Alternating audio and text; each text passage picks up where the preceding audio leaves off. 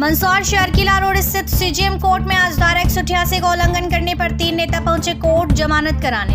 2020 में कमलनाथ सरकार गिरने के बाद जिला कांग्रेस द्वारा संविधान बचाओ तिरंगा यात्रा निकाली गई थी, जिसको लेकर पुलिस द्वारा कांग्रेस जिला अध्यक्ष नवकृष्ण पाटिल, ब्लॉक कांग्रेस अध्यक्ष हनीफ शेख व सुहासरा विधानसभा क्षेत्र के कांग्रेस के उम्मीदवार राकेश पाटीदार के खिलाफ धारा 188 में प्रकरण दर्ज किया था,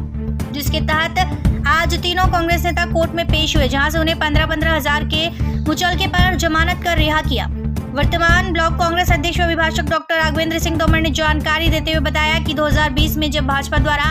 विधायकों की खरीद फरोख्त कर कांग्रेस सरकार गिराई गई थी,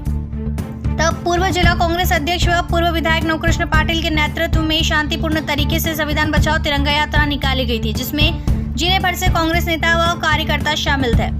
तब भाजपा नेताओं के दबाव में पुलिस ने हमारे पूर्व जिला कांग्रेस अध्यक्ष व पूर्व विधायक नवकृष्ण पाटिल, पूर्व ब्लॉक कांग्रेस अध्यक्ष हनीफ शेख व सुहासरा विधानसभा क्षेत्र के उम्मीदवार राकेश पाटीदार के खिलाफ धारा 188 में प्रकरण दर्ज किया था। मामले में पुलिस ने 2-3 दिन पहले फरारी का चालान सीजेएम कोर्ट में पेश किया था, जिसकी जानकारी मिलने पर कांग्रेस के तीनों नेताओं को कोर्ट में पेश किया व जमानत के लिए आवेदन दिया था, जिस पर कोर्ट ने तीनों नेताओं को 15-15 हजार के मुचलके पर जमानत पर रिहा किया। अगली तारीख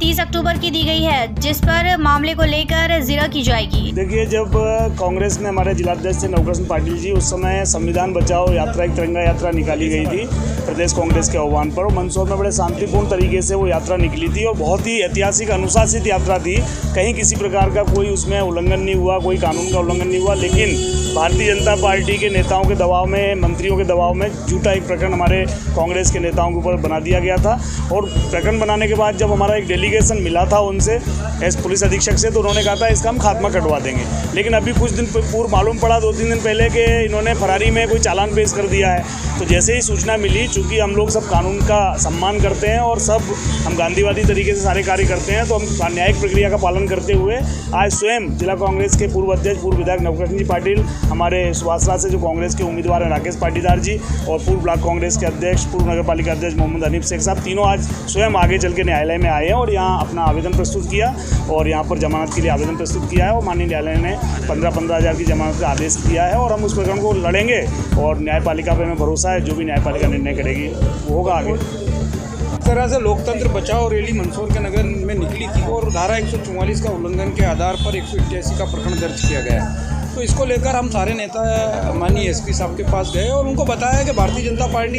के जो तत्कालीन मंत्री है और जो वहाँ के विधायक है गरुड़ भानपुरा के धाकड़ जी, और ये बगैर परमिशन के इन्होंने वहाँ लगातार कार्यक्रम वो अपने क्षेत्र में कर रहे हैं। लेकिन एसपी साहब ने जो संज्ञान भी हम लोगों ने प्रूफ के साथ उनको अखबार की कटिंग और अखबार लेकर जब गए और उनको बताया कि आप हम पे प्रकरण दर्ज कर रहे हो तो आप उन पे भी प्रकरण दर्ज करो, क्योंकि कानून सबके लिए बराबर होता है। लेकिन कहीं ना कहीं वो सत्ता के दबाव में थे और उनको लेकर हमें आश्वासित करा कि हम आपका जो निराकरण खात्मा रिपोर्ट लगा देंगे। लेकिन अभी महीने भर पहले पता लगा कि साहब जैसे ही चुनाव की आड़ शुरू हुई और इन्होंने वो चालान हम कोर्ट में पेश कर दिया। तो अब न्यायपालिका का सम्मान करते हुए सारे नेता हम लोग आए हैं और अपनी जमानत याचिका पेश करी है और माननीय न्यायालय ने जमानत पर छोड़ने के आदेश जारी करे हैं। और जो भी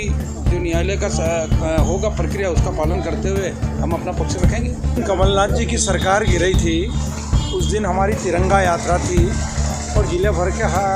हजारों लोग उस यात्रा में थे और बहुत अनुशासित यात्रा थी। और उसमें भारतीय जनता पार्टी के नेताओं के दबाव में 188 में हमारे ऊपर मुकदमा कायम किया और मुकदमा कायम किया।